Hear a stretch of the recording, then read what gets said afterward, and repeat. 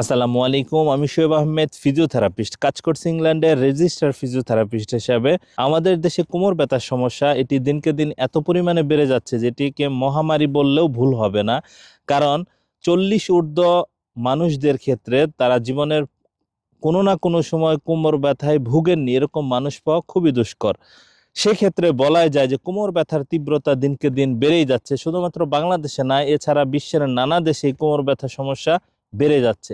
কোমর ব্যথা আসলে কেন হয় এটি যদি বুঝতে চাই তাহলে আমাদের কিছু বিষয় লক্ষ্য রাখা দরকার। তা হলো, আমরা জানি যে সৃষ্টিকুলের সেরা জীব মানুষ, আশরাফুল মাখলুকাত, আল্লাহ সুবহানাহু ওয়া তাআলার সৃষ্টি হিসাবে একমাত্র স্মার্টলি তারা সোজা হয়ে দাঁড়িয়ে হাঁটতে পারে, দৌড়াতে পারে, একমাত্র সৃষ্টিকুলের একমাত্র সৃষ্টি।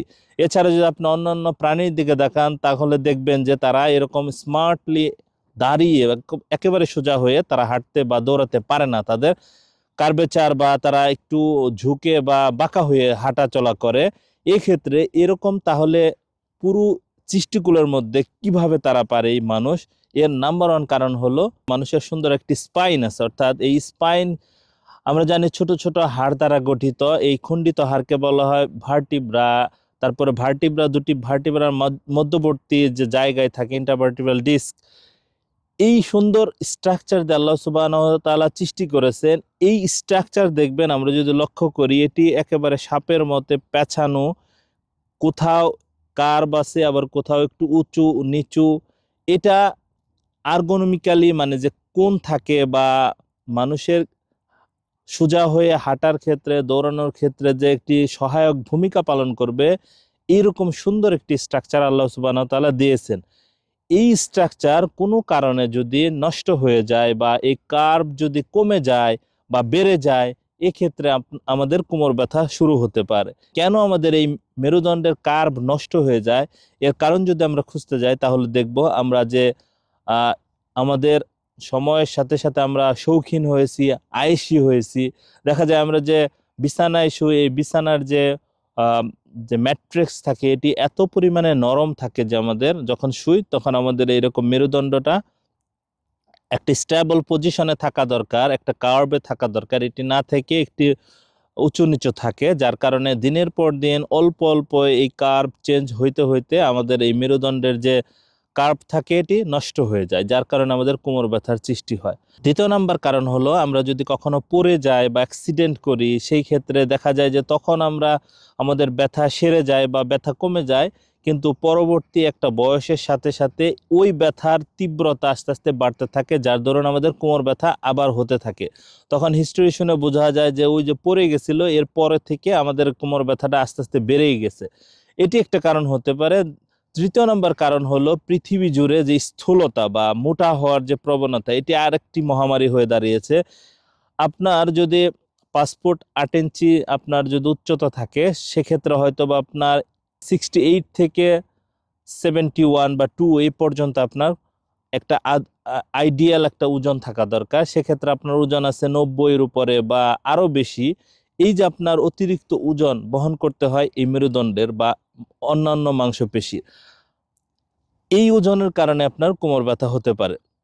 চতুর্থ নম্বর কারণ হলো আমাদের মাংসপেশি স্পাজমিক অবস্থা বা শক্ত হয়ে যায়। আমাদের সাধারণত আমাদের পিঠের উল্লেখযোগ্য মাংসপেশি আছে প্রায় 40টার মতো। এরকম মাংসপেশির এক একটা মাংসপেশির এক একটা কাজ। এই মাংসপেশির কোনো একটি যদি ইনজুরি হয় তাহলে অন্যটি আবার ওই ইনজুর্ড মাসেলের কাজ করতে হয়, অতিরিক্ত কাজ। যখন সে অতিরিক্ত কাজ করে তখন সে ক্লান্ত হয়ে যায় বা ফ্যাটিক হয়ে যায়। এরকম আস্তে আস্তে আমাদের যে একটা সিকোয়েন্স বা চেইন থাকে একটা মাসেলের, যে কোন মাসেল কোন কাজ করবে, তখন এই চেইনটা নষ্ট হয়ে যায়, যার কারণে আমাদের কোমর ব্যথার উদ্রেক ঘটে। এছাড়া আমরা জানি যে আমাদের কাজের যে ধরন এটি চেঞ্জ হয়েছে সময়ের সাথে সাথে। আমরা ডেস্ক ওয়ার্ক করি, আমরা কম্পিউটারে বেশিরভাগ কাজ করে থাকি। যে কম্পিউটার যতটুকু উচ্চতায় থাকলে, অর্থাৎ আমাদের 90 ডিগ্রি এই ঘাড়ের উচ্চতা বা এই কোমরের যে 90 ডিগ্রি থাকলে আমরা অনেকাংশে এটি একটা আইডিয়াল আর্গোনমিক অবস্থা থাকে।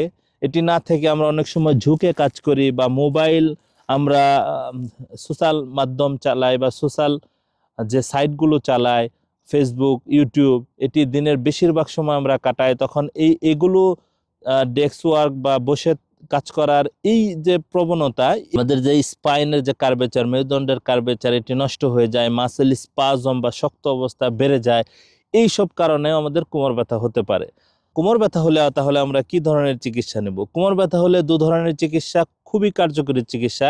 এক নম্বর হলো সার্জিক্যাল, অন্যটি হলো নন সার্জিক্যাল বা কনজারভেটিভ ট্রিটমেন্ট।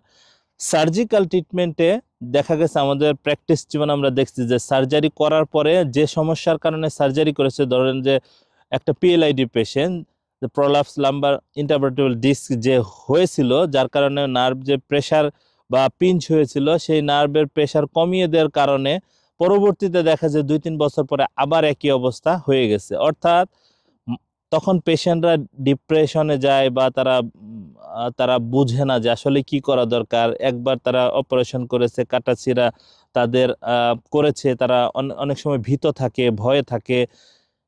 এই ক্ষেত্রে ওয়ার্ল্ড ওয়াইড যে সার্জারি সাকসেস রেট এটিও আসলে খুব বেশি না, অর্থাৎ 50-60% বা অর্ধেক বা অর্ধেকের কম এরকম।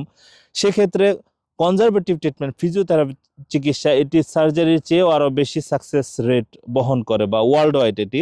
সেক্ষেত্রে ফিজিওথেরাপি ট্রিটমেন্টের মাধ্যমে কোমর ব্যথা থেকে আপনি পরিত্রাণ পেতে পারেন। কোনো ধরনের কাটা ছিঁড়া সার্জারি ছাড়া আপনি দিনের পর দিন আপনার আমৃত্যু ভালো থাকতে পারেন যদি ফিজিওথেরাপি, একজন ভালো ফিজিওথেরাপিস্ট আন্ডারে থেকে আপনি ট্রিটমেন্ট নিতে পারেন এবং আপনি সময়ে সময়ে তার ফলো আপে থেকে আপনি ট্রিটমেন্ট চালিয়ে যেতে পারেন। সেক্ষেত্রে আপনি জীবদ্দশায় আপনি এই কোমর ব্যথা থেকে বা ঘাড় ব্যথা থেকে আপনি পরিত্রাণ পেতে পারেন। আমাদের এরকম গুরুত্বপূর্ণ ভিডিও পেতে আমাদের চ্যানেলের সাথে থাকুন। চ্যানেলকে লাইক, কমেন্ট, সাবস্ক্রাইব করে সাথে থাকুন। ধন্যবাদ সবাইকে। আসসালামু আলাইকুম।